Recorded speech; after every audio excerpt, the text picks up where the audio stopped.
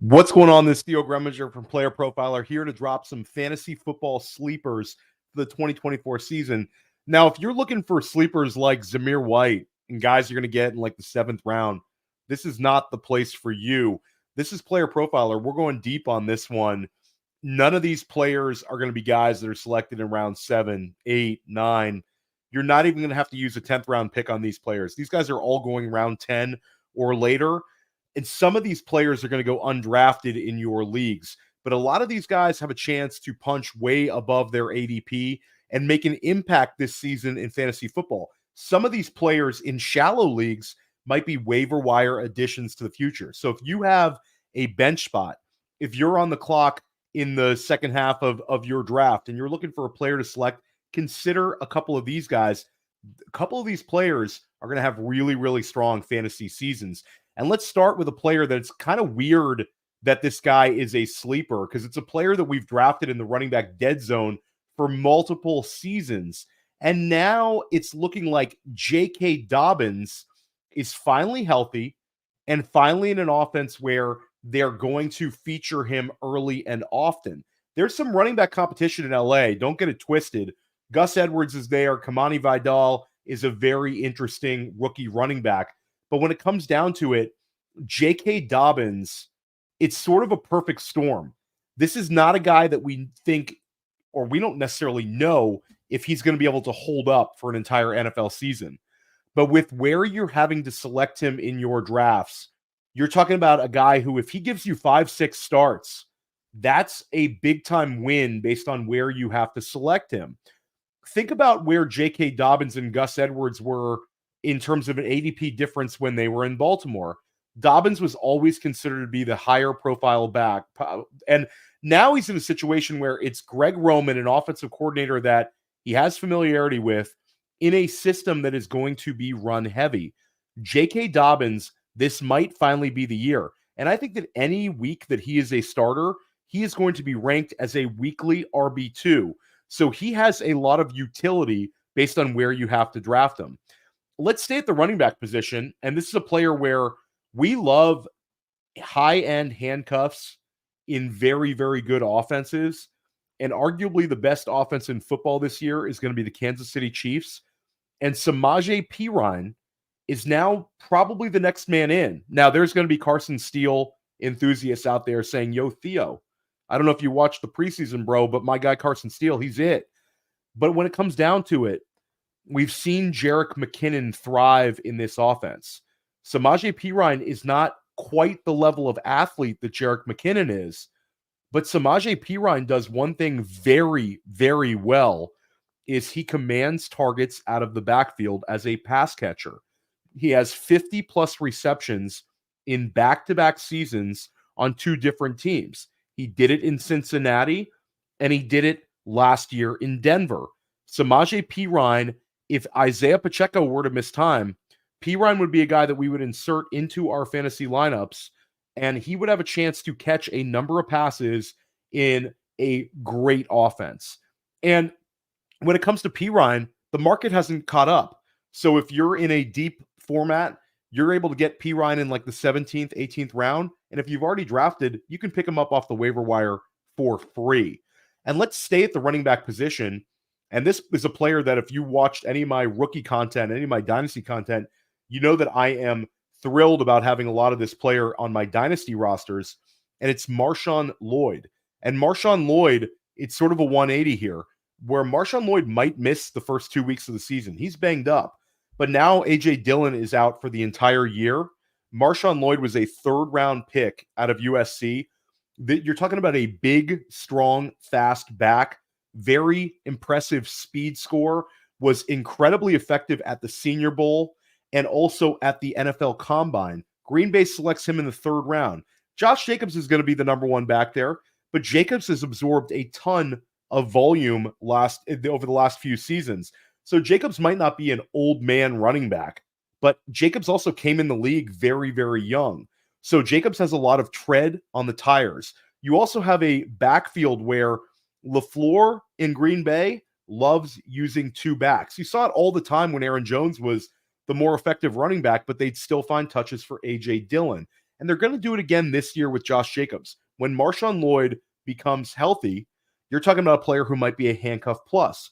We all saw what happened when Josh Jacobs missed time last year. Zamir White gave you high-end RB2 production. And I think if Josh Jacobs were to miss time this year, especially if he does it in the second half of the year, Marshawn Lloyd might be a weekly RB1 in the rankings. That's how talented he is on an offense that we think is trending upwards. Marshawn Lloyd is definitely a player I'm excited about. Stay at the running back position again. This is another player that costs you not a whole lot and could give you some really, really solid weeks. And that's Jordan Mason of the San Francisco 49ers. Talking about a high-end handcuff that maybe the market hasn't fully moved on. Elijah Mitchell, like A.J. Dillon, out for the year. Jordan Mason has been very impressive in the preseason, and he is the next man in. Christian McCaffrey is the number one running back selected in ADP, but at the end of the day, you're talking about an older player in McCaffrey. You're also talking about a team that has Super Bowl aspirations.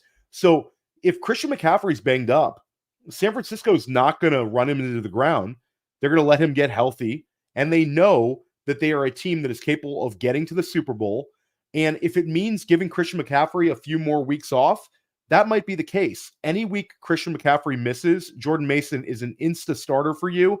And right now you're able to get him pretty much in the well past round 10. I've seen the highest we've seen Jordan Mason go is round 11, but often you're able to get him in like round 14, round 15. Definitely an interesting player. I'll stay at the running back position, and a running back that I believe is a dynamic talent and a high-profile handcuff plus back that you really are only paying handcuff prices for is Bucky Irving of the Tampa Bay Buccaneers, a rookie running back, much like Marshawn Lloyd.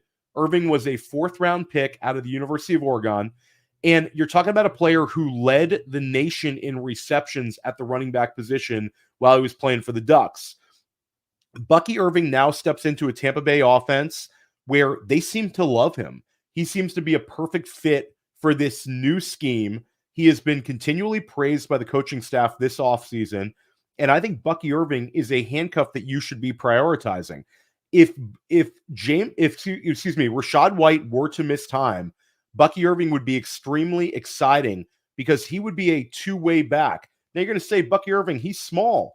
Yes, he's small, but last year we saw three running backs who were all in this 190-pound range finish as RB1s, and that's not even counting guys like Keaton Mitchell, who had several RB1 weeks, and Devon Achane, who, of course, lit the world on fire for a few weeks of the season last year. So these sub-200-pound running backs have been able to step into the league and make an impact.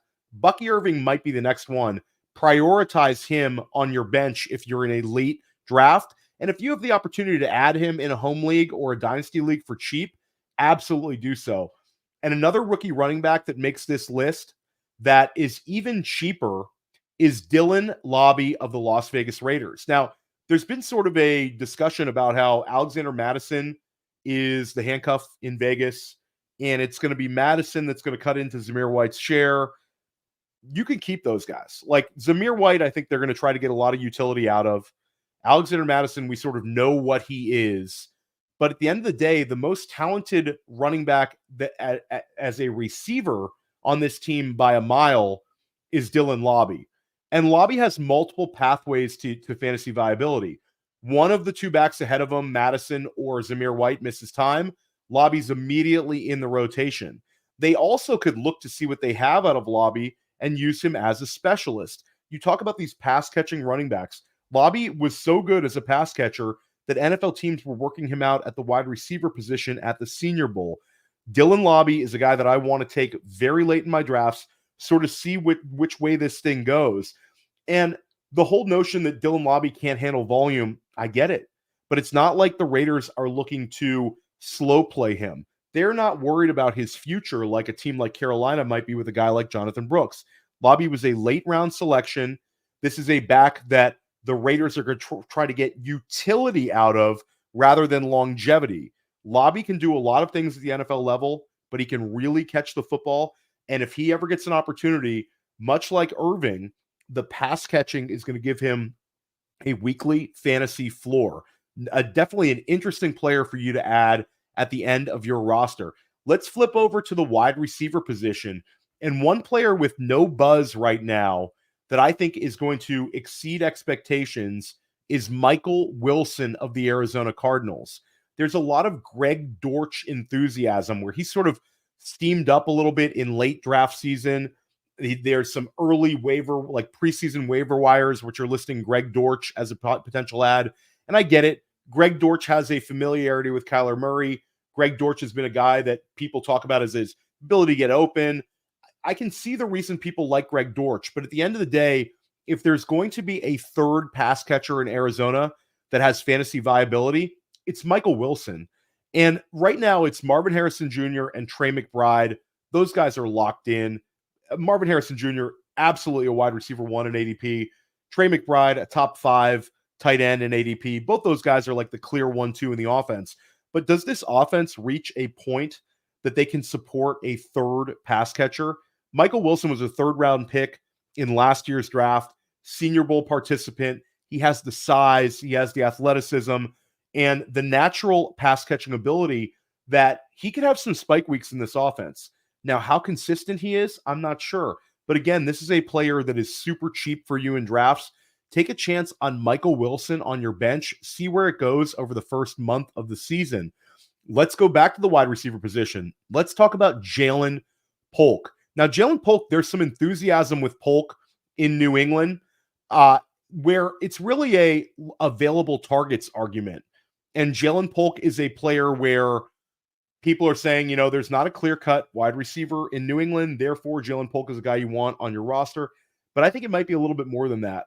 The New England Patriots made their first selection after they took Drake May.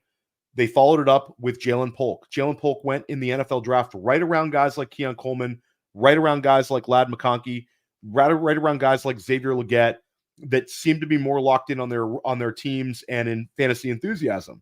When it comes to Jalen Polk, this is a player that projects to play a ton. His situation reminds me a little bit of what we saw out of Terry McLaurin his rookie season. It was an offense where people didn't want to draft the pass catchers. There was a day 2 pick, and Terry McLaurin that year went on to become a wide receiver 3 and a guy that we were happy to start in our flexes. Jalen Polk could be that for New England.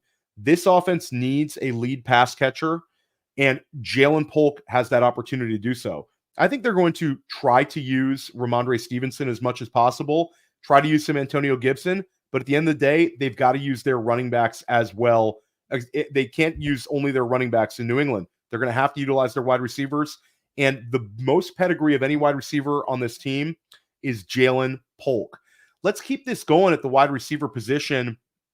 And let's talk. Actually, you know what? Let's pivot over the tight end position. I want to talk about a tight end who's not even the tight end 1 on his team, but has been one that we've been able to use back-to-back seasons whenever he had the opportunity. And that is Isaiah Likely. Betting on 2 tight ends from the same team to produce has historically been a terrible fantasy football bet. But in Isaiah Likely, Baltimore has a pass-catching weapon who has produced in limited sample sizes for multiple seasons. There's reports out of Baltimore that the Ravens will be routinely lining up in 2 tight end sets, and that Isaiah Likely will be the number 3 target on the team. You talk about a player last year. Look at his stats over the second half of the season. Mark Andrews was out. I get it. But Isaiah Likely gave you 3 weeks out of 4 where he was scoring 17 or more PPR points. That's really impressive for a tight end. Isaiah Likely's sort of an overgrown wide receiver. And if they're going to be running two tight end sets continually, there's a chance that Isaiah Likely could give you top 15 tight end production, even with Mark Andrews giving you tight end 1 production. I like taking Isaiah Likely, especially when I draft Mark Andrews, but even on non-Mark Andrews teams, because we've seen it 2 straight years where Likely has the ability to put up spike weeks. At the tight end position, we want guys who are natural pass catchers, and Likely is certainly that. And one player where at the tight end position, we're going to chase the offense, it's Jonnu Smith. And Jonnu Smith is super interesting this year. You're going to say, Theo, tight ends do nothing in Mike McDaniel offenses. Well, we've only seen it for 2 years. And finally, Mike McDaniel gets his sort of player. Jonnu Smith has speed and yak ability. These are two traits that Mike McDaniel exploits with his wide receivers and running backs. Why couldn't he exploit it with a tight end? He also has the best. Jonnu Smith also has the benefit of playing alongside Tyreek Hill and Jalen Waddle, two elite pass catchers who command the attention of every single opposing defense. And that's not even counting the amount of pressure that the running backs like Devon Achane, like Raheem Mostert put on these defensive coordinators. So Jonnu Smith is in this situation where he can excel simply with spike weeks. I think this is an exciting one. And Jonnu, you're able to get outside of tight end 2 land. Oftentimes you're getting him at like tight end 25, tight end 26 in ADP. And there's certain leagues where he was undrafted. He is definitely one to keep an eye on. And let's go back to the wide receiver and let's talk about Jalen Tolbert. This could finally be the year that Jalen Tolbert breaks out. And we had this situation 2 years ago where there was some Jalen Tolbert buzz in the preseason, never happened, fizzled out. Then last season, he had no buzz at all and again did very little. But this year could finally be the breakout that Dallas was betting on when they selected Jalen Tolbert in the 3rd round of the 2022 NFL draft. Brandon Cooks is 31 years old, and Tolbert looks like he could overtake him in the pecking order. This seems like a situation where in leagues where Jalen Tolbert wasn't drafted, Jalen Tolbert is going to be like that guy who gets added off the waiver wire, because I think we're going to look at it and we're going to look at the usage in week 1 Dallas-Cleveland game, and we're going to say, well, Jalen Tolbert got some targets. He was on the field the whole time. This is the wide receiver 2, or in a virtual dead heat with an older player in Brandon Cooks. Dak Prescott also likes Jalen Tolbert. That sort of goes a long way, where these veteran wide receivers who have been with the organization a little bit longer, they don't always fire out the gate, but it does sound like Dak Prescott likes Jalen Tolbert. We want to keep an eye on him. And one player who we've got to talk about who is moving up in ADP to the point where I almost can't even talk about him in this video, it's Adonai Mitchell. And Adonai Mitchell was a 2nd-round draft pick, much like Jalen Polk. Adonai steps into a team where I think that the pass catching ability of the receivers in Indianapolis, besides Michael Pittman, is sort of going under the radar. We knew Josh Downs could have taken a step forward this year. He's hurt for the first month of the season. Adonai Mitchell, I'm not sure he's going to ever get the consistent target volume that we can trust him in our fantasy lineups. But if he starts getting those targets, you're talking about a unbelievably athletic player, led Texas in touchdowns last year, played at Georgia before Texas, tore up the NFL Combine. And what's interesting is Indianapolis is going to use Adonai Mitchell in the slot to start the season. So Adonai Mitchell is going to be able to get off to a fast start to the NFL season. And he never played the slot for Texas. He had a very low slot rate, like sub 10% slot rate. So the fact that Indianapolis is willing to put him in a new position says 2 things to me. It says that we need to get Adonai Mitchell on the field to put pressure on opposing defenses and get the ball in his hands as a big play threat.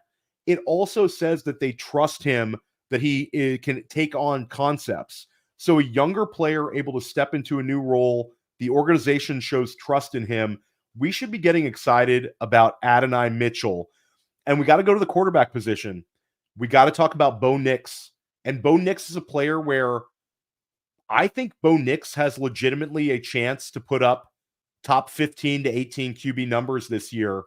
And Bo Nix is the kind of player that we want to add in the last round of our drafts for the upside. One thing that's going under the radar about Bo Nix is his ability to run the football. The rushing stats don't lie. And when it comes to Auburn and it comes to Oregon, you're talking about a player who put up rushing numbers, rushing touchdowns, and he's able to churn out some opportunistic scrambling yards with his legs. And I actually think the Broncos are going to do some design quarterback runs as well for him, put him in a place where he's putting pressure on the opposing defense and he's playing very comfortably. Bo Nix is a screen merchant. He's a low ADOT guy, and Denver's also going to feature him with that. So you've got guys like Javonte Williams and Jaleel McLaughlin, who can catch the ball out of the backfield. He is showing a chemistry with Cortland Sutton. And this offense is a little bit underrated. I think they're being treated like they're a train wreck. And I'm not saying underrated like Denver is going to go and be this amazing offense. But where you have to draft these guys, all Denver has to do is give you not bottom 10 offensive numbers, and they're going to punch above their ADP weight class. Bo Nix could be the kind of guy that dynasty managers are going to wish that they drafted more often in their rookie drafts. And the dynasty managers who did get him at like the 12th overall pick in their rookie drafts, 11th overall pick, early second round, are going to feel like they found a long-term viable asset. Because I think Bo Nix is going to actually stick in Denver, and this might be a team that surprises this season. I hope you enjoyed this video. If you liked it, press the like button. If you disagree with any of my sleepers, let me know in the comments section, and let me know your sleepers. If you enjoy videos like this, stick with us here at Player Profiler all season long. I'm going to drop in videos like this every single week, and look for my podcast, Press Coverage, First Class Fantasy, Dynasty Life, Sonic Truth. I'm everywhere here at Player Profiler. I'm Theo Gremminger. Look for my articles at playerprofiler.com. Stick with us here at Player Profiler. We want to see you crush your fantasy leagues this season. Hey, I want to take a moment to thank you for tuning in. It's important to me that all of our media be free. This is only possible because of you allowing a true independent sports media enterprise to thrive unlike any other in the business. So please subscribe to the All In Package to continue to make all of this possible, to ensure that all of our stats, information, data, content is available to you, especially you, the people that get the site and get the show.